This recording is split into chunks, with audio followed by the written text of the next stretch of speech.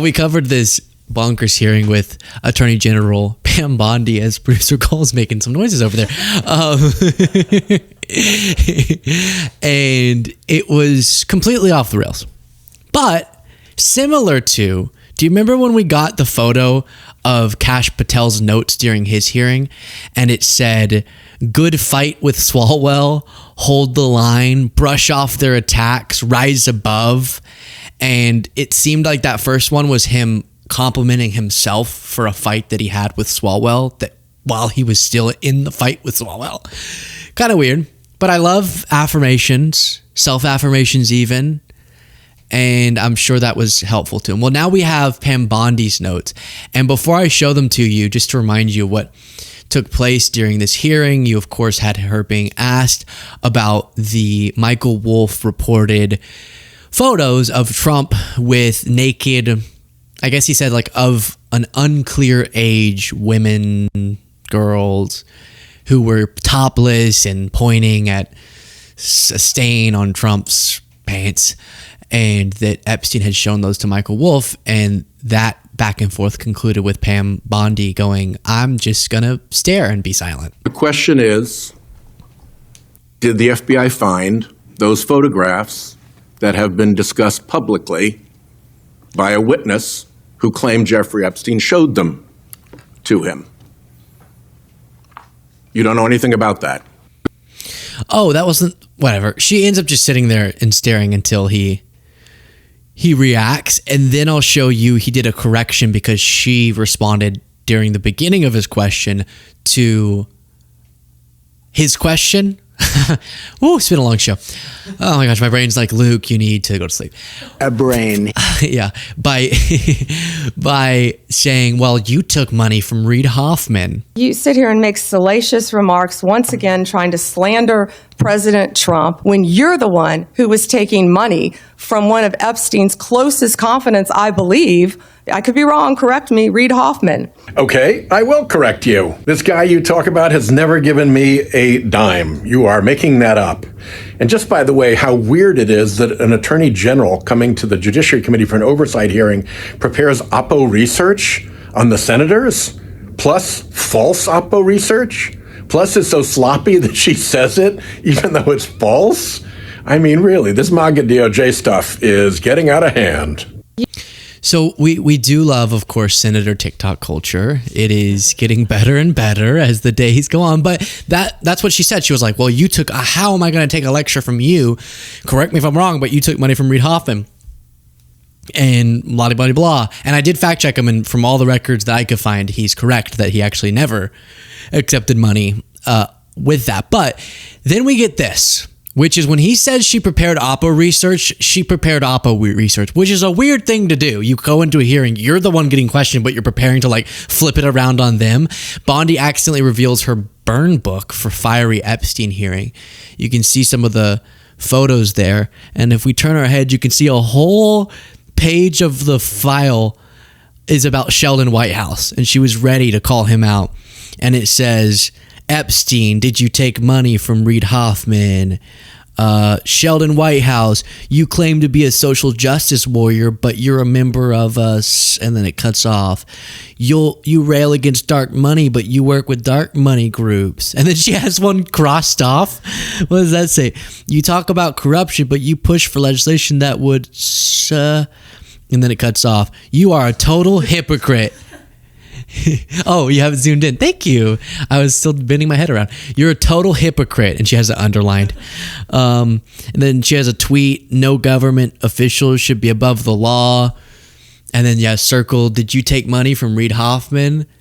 That's so weird. Why are you preparing? It's so strange. So that she could obfuscate. That's what it is. She knew she was going to get questions about Epstein. Think about that.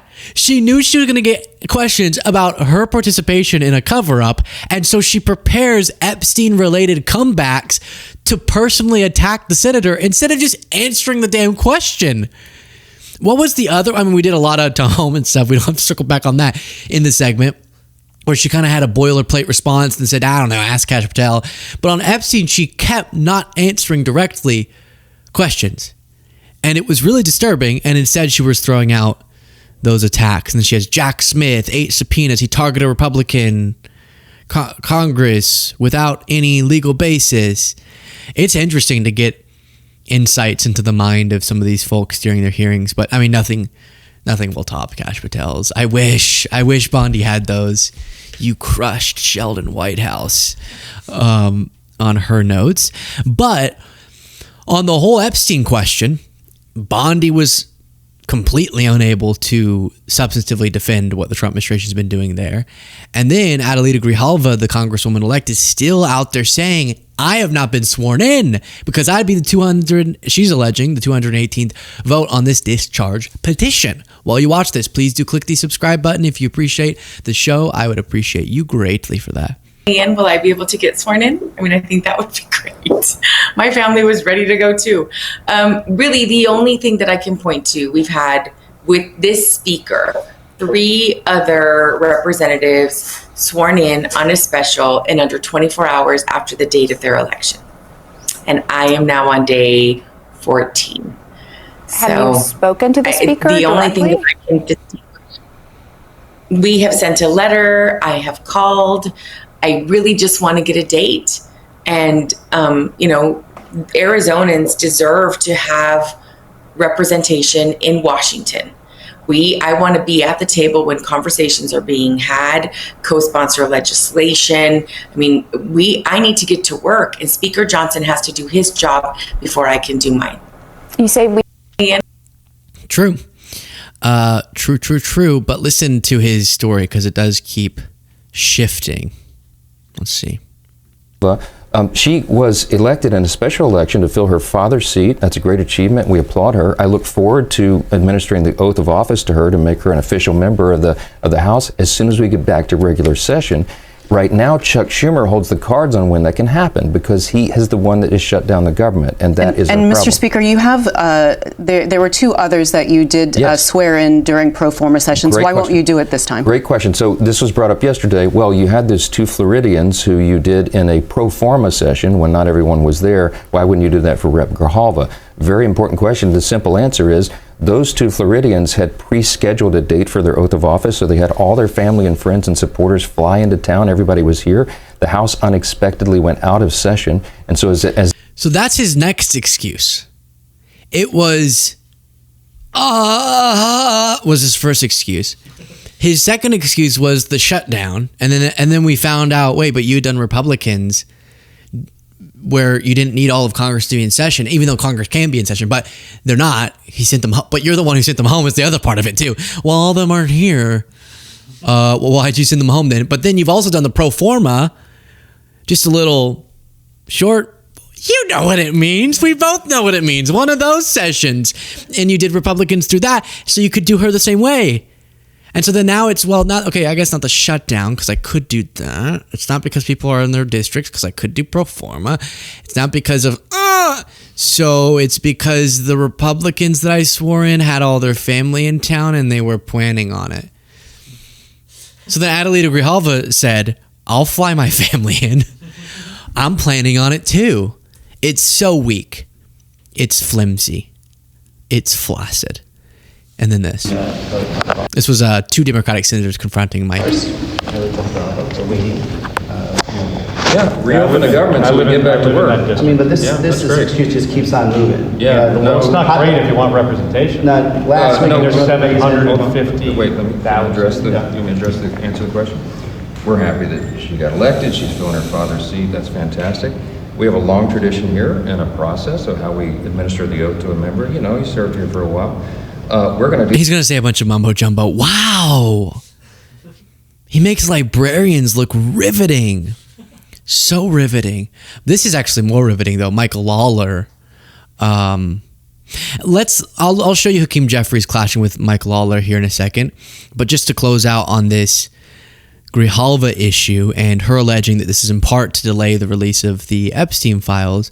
Amid the shutdown, Mike Johnson did his best Hollywood acting and said, I'm irritated. People are upset. I'm upset. I'm a very patient man, but I am very angry right now because this is dangerous stuff. I'm, pardon my French, damn upset. And then Jim Jordan, is always kind of,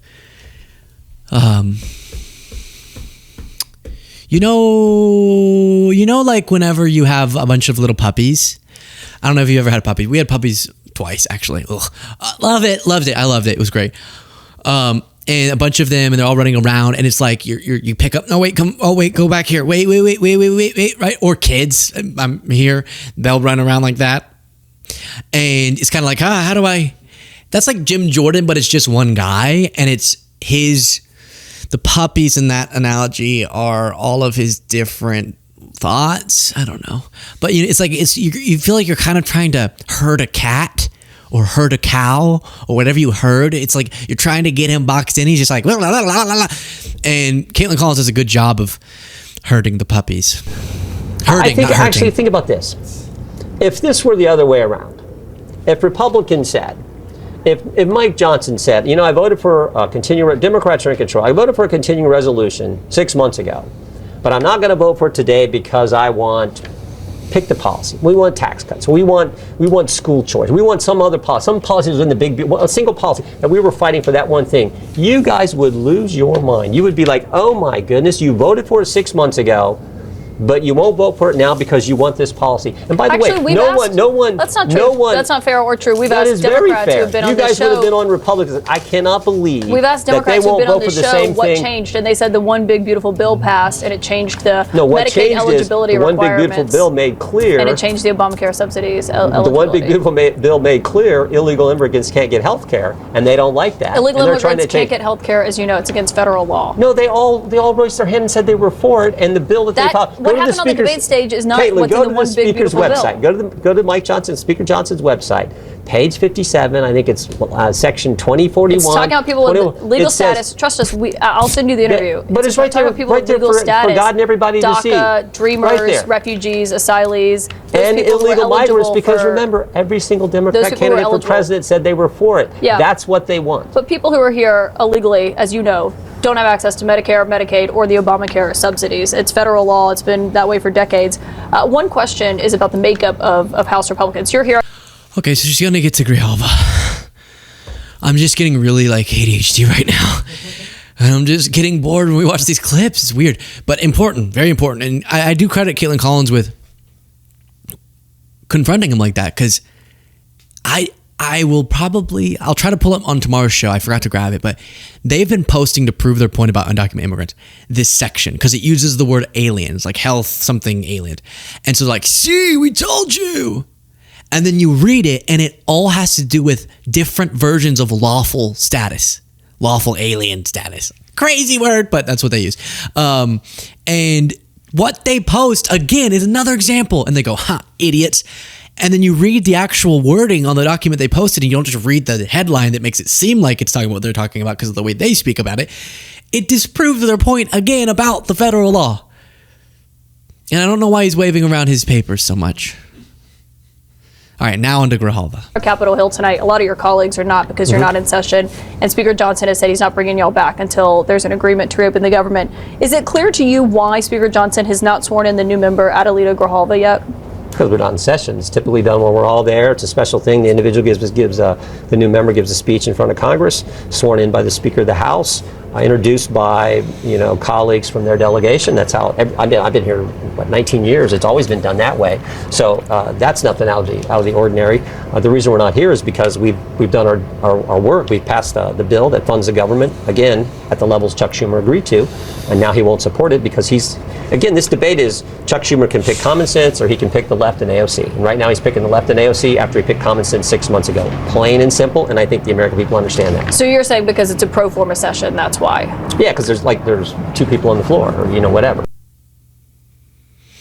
But normally it's done in front of the full House. That new member in a special election gets, I think, in some ways, a kind of a neat experience where they get to talk to the House their first day getting sworn in, and that's happened every single time that I can recall with any new member elected in a special in the middle of a congressional session. But a couple months ago, he swore in Jimmy Petronas and Randy Fine in a pro forma session. I actually didn't even know that. That's what it was all building to. Oh my gosh. Caitlin, that was a great job, but just tell Jim Jordan he talks too much. And you know, so my understanding of it was they bring in family into the family, they give a little speaking, a little thing, and then they go to dinner afterwards, like dinner, they go to parties, and then they go to the next place, and then the member of Congress, the cool member of Congress, representative of that in Arizona. It's like, oh my gosh. And then, but I liked because she was kind of leading him into a trap. Oh, so like a pro forma session, you can't do it then, right? And he's like, yeah, I mean, because everybody gives us a life story. And then she's like, well, you just swore in people in pro forma. And he literally ends up saying, I didn't know that.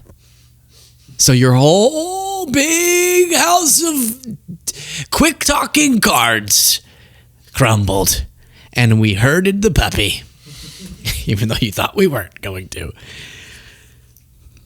That's today's show.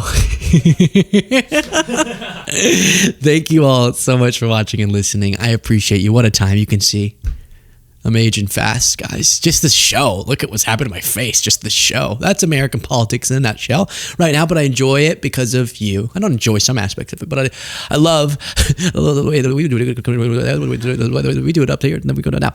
And I appreciate that. You make it all possible. I love you, and I'll talk to you next time.